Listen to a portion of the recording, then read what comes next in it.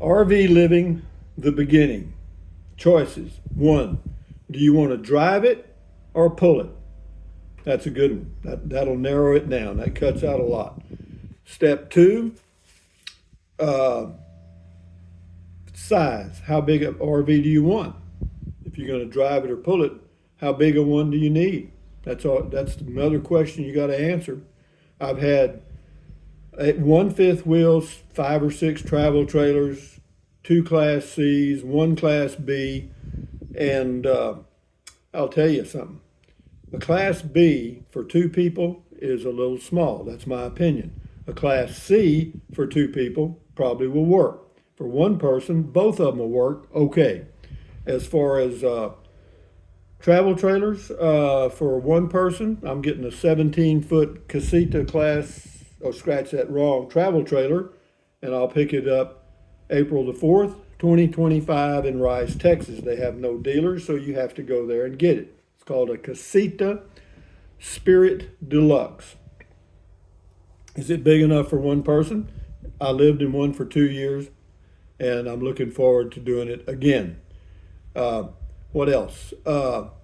As far as your monthly budget, a lot of people show their budgets RVing on YouTube. They creators show their budget, but just remember that's their budget, not your budget.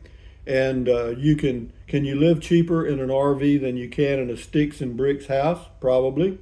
Depends on how you want to live. I mean, if you go to resorts, RV resorts and stay, could be a little. It might be about the same as a house, but you know that's your choice. You're either going to end up staying in RV parks, state parks, uh, boondocking, BLM and stuff like that. And that all varies the budget tremendously. RV parks is probably your most expensive choice, and then state parks would be second, national parks about the same, and on and on. So you can vary your budget somewhat living full time in an RV. Gasoline will be a big expense if you're moving a lot. And what else? What else can I tell you that might be of help? Uh, Take as little as you can, to start off with, and add as you feel you need to, because most people, I did it, started off with too much stuff. And but just bear in mind, all of these things are your individual choices, and try not to be too influenced by YouTube creators like me or others that say, oh, this is what you need, or that's what you need, or we did this and it worked. Uh, and there's a lot of things that go with that. As far as your internet access and stuff like that, there's probably 100 different ways. You can use your cell phone, Starlink, and all kind of things. So to access the internet, and if you're a YouTube creator going full time RVing, then you're going to need a little faster internet speeds than just your average Joe who's watching TV, Netflix or whatever. So anyway, I just thought I'd mention that some of these things because I was sitting here thinking about RVing because I'm kind of getting back into it again. I've been without an RV for about a month now, month and a half, and I'm fixing to get back into it. And I was thinking, well, if I was just starting out, what are some of the things that might help? And it all comes down to an old Dr. Seuss movie or whatever they were. It was called The Cat in the Hat.